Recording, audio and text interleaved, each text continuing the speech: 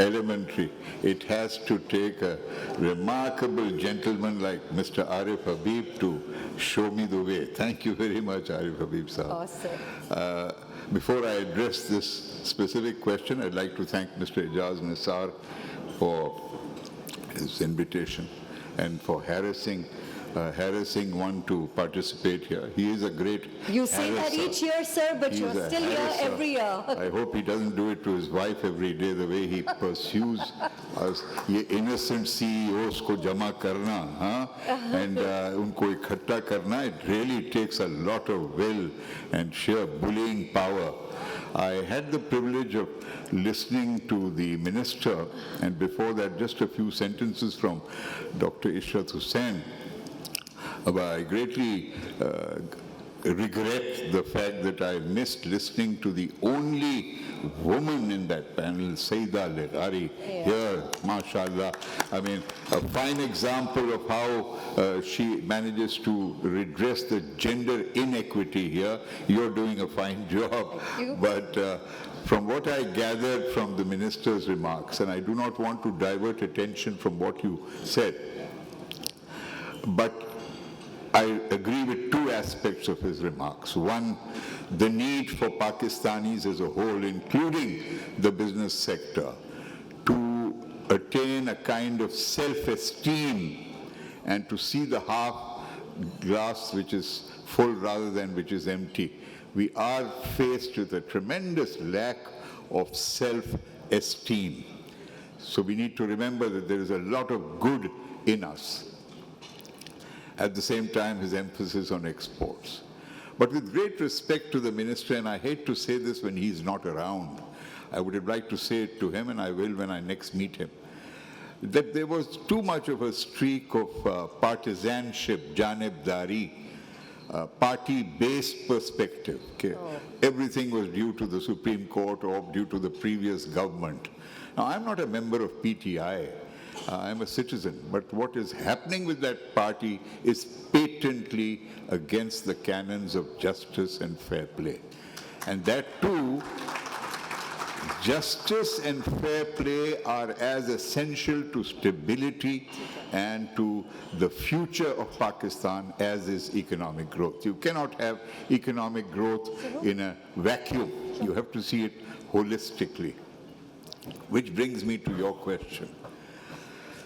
With great respect, while America has gifted Pakistan and the whole world with so much that is positive, energy, creativity, innovation, aid, bad advice, good advice, we must guard against becoming enslaved by their definitions.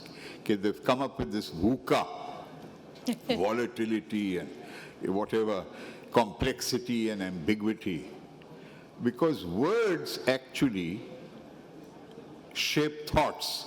We think we think first and speak later. I, of course, speak first and think later. But words shape thoughts.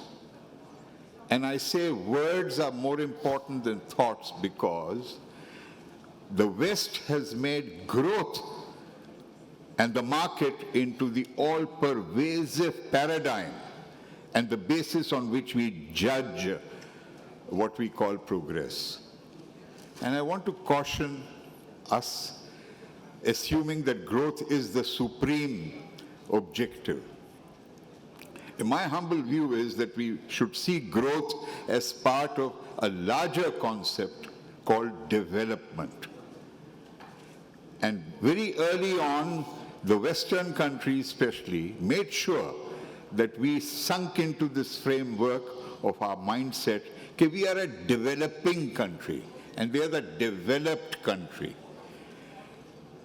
That so-called set of developed countries today is going through its most profound crisis. That's true. Of disorder, uncertainty, ambiguity, brought about by the fact that 71 million people from a supposedly developed country chose to vote for a man and a mentality that had been documented as having uttered, 10,000 falsehoods, lies, and a convicted felon And then they go and elect that person who denies the reality of climate change, who thinks fossil fuels are the way forward. I mean, what kind of world has America created and the West created?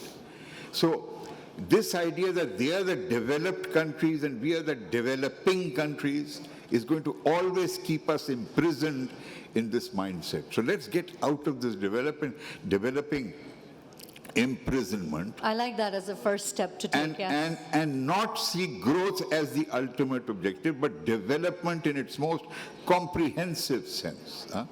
Development of our human resources, which I'm sure Dr. Ishrat Hussain stressed very well. Look at where we are. HRD, a concept developed by Dr. Mehboob Haq, who should have got the Nobel Prize for it, a Pakistani. And he said, judge a nation by the quality of its people's education, health, well-being, access to basic services. We are at 160 out of 193 countries. And we're talking about growth. In labor productivity, we are way down below Bangladesh, India, China. 120 out of 140. So labor productivity growth is all shaped by human resource development.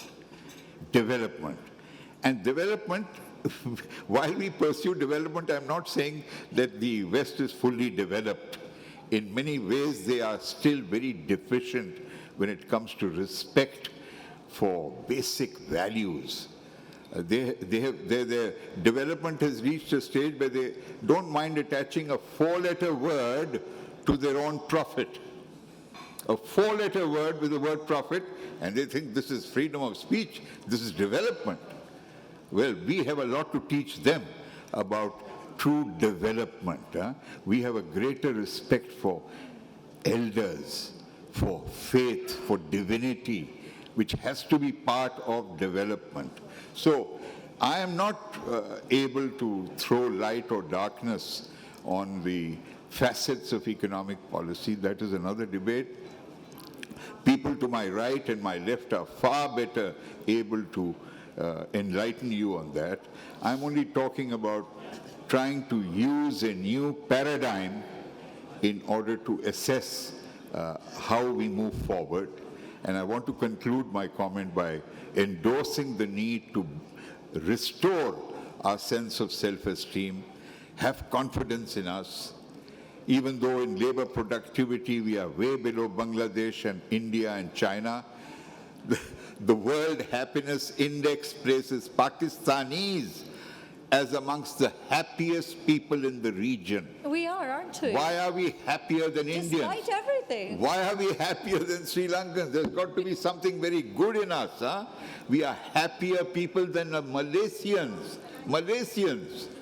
So there's something very nice and positive about Pakistani, number one. Number two, and that's probably my last statistic, the gig economy of Pakistan, not the parallel economy, not the black economy, the online freelance economy, not bound by 9-to-5 jobs, but innovation, using IT skills, Baikia work, informal work, partly undocumented work. The Pakistani gig economy, according to international objective detached evaluation, is one of the world's 5 largest economies. Last known to have reached $500 million and growing all the time.